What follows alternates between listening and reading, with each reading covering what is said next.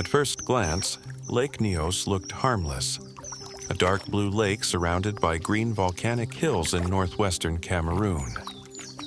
But on one August night in 1986, something hidden beneath its surface escaped.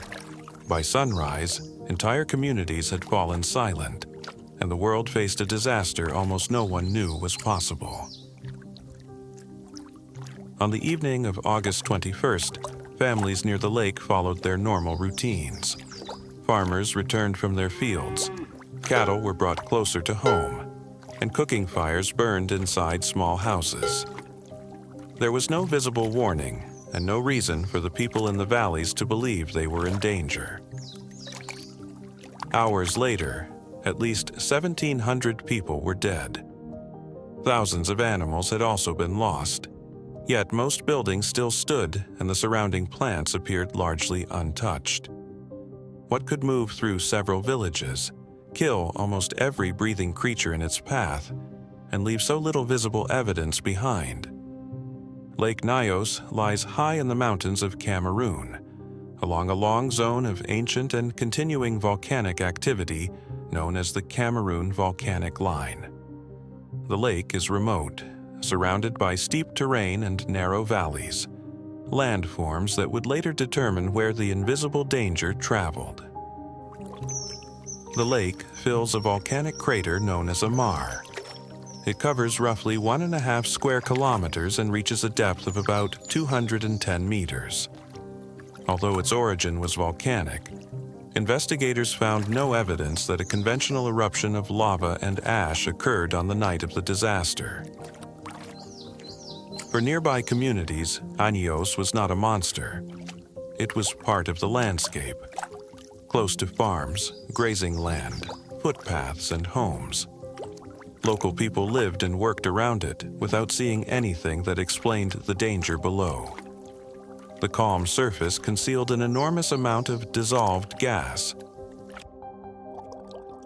Lake Nyos does not mix from top to bottom as easily as many familiar lakes. Its deep water is denser and chemically different from the layers above it. This stable structure allowed the bottom water to remain isolated, creating a natural storage chamber more than 200 meters beneath the surface. Carbon dioxide rising from magma deep underground moved through rock and groundwater into the bottom of the lake. At that depth, enormous water pressure kept much of the gas dissolved, similar to carbon dioxide trapped inside a sealed drink. Year after year, the concentration in the deep water continued to grow. At around 9:30 that night, the calm ended. People near the crater later described rumbling or bubbling sounds coming from the direction of the lake. The reports were brief and confusing, but they matter. Lake Nyos did not kill in complete silence. Something violent was beginning inside the water. One witness reported seeing a pale formation rise above the lake as the surface churned. It may have been spray, foam, or condensed moisture rather than the carbon dioxide itself, because pure CO2 is colorless. Whatever the witness saw, the lake was no longer behaving like an ordinary body of water. A large mass of deep, gas-rich water began moving upward. What started that movement remains uncertain. Scientists have considered possibilities including a landslide, heavy rain, internal instability, or another disturbance, but no single trigger has been proven. The cause of the deaths is known. The first push is not.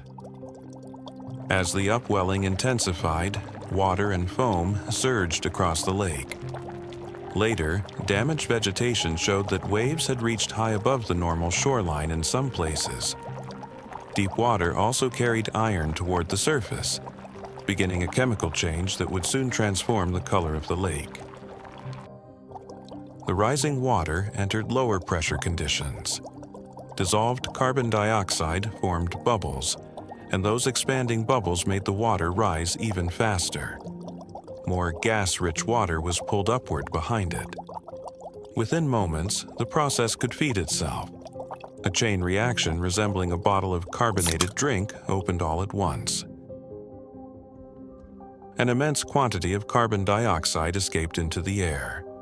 Because the gas is denser than ordinary air, it did not simply rise and disappear. It flowed over the crater rim, stayed close to the ground, and followed the natural slopes into the valleys where villages lay in darkness. The gas had no color and offered no reliable warning smell. In high concentrations, carbon dioxide can cause confusion, loss of coordination, unconsciousness, and death with terrifying speed.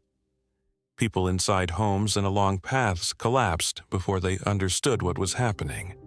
Many never had the chance to run. The same invisible atmosphere overwhelmed cattle and other animals. Thousands of livestock died along the drainage routes below the lake.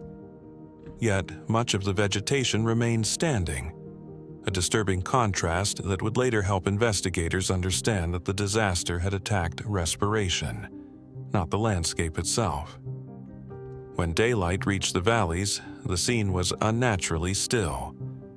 Cooking pots, tools, and household belongings remained where they had been left. Houses had not been flattened or burned. Roads were open.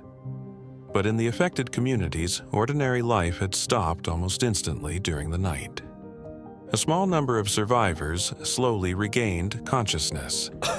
Some had been unconscious for many hours and awoke weak, confused, and surrounded by silence. Several remembered dizziness or a sudden collapse, but not a long struggle. Their experiences suggested that the unseen agent had acted with extraordinary speed. People arriving from areas outside the gas path became the first rescuers. They entered villages without knowing whether the danger remained. The scale of the loss was difficult to understand, and the remote location slowed communication with the outside world.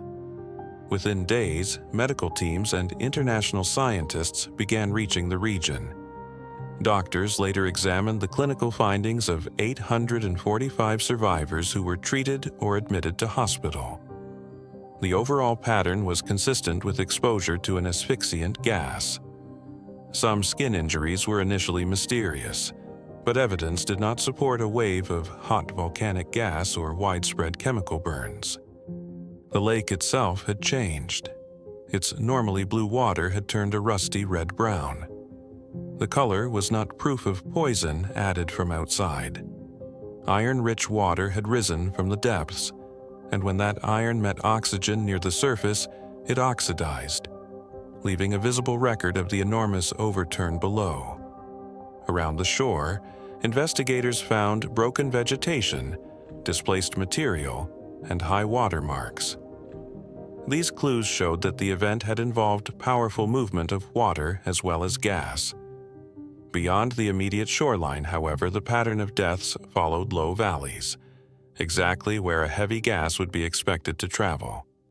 Scientists arrived with competing explanations. Some suspected a volcanic blast or an unknown toxic gas. But there was already an important clue. 2 years earlier, a smaller release at Cameroon's Lake Nyos had killed 37 people. Lake Nyos forced researchers to consider that a lake itself could suddenly become the source. Teams measured the water at different depths and analyzed its chemistry and isotopes. They found that the deep layers contained extraordinarily high concentrations of carbon dioxide, supplied largely from a magmatic source beneath the region. The gas had accumulated in the lake. It had not simply drifted in from somewhere else that night. The chemical evidence, the pattern across the terrain, and the medical findings pointed to the same conclusion. The victims had not been burned by lava or poisoned by a conventional industrial chemical. They had entered an atmosphere dominated by carbon dioxide, which displaced breathable air and caused rapid asphyxiation.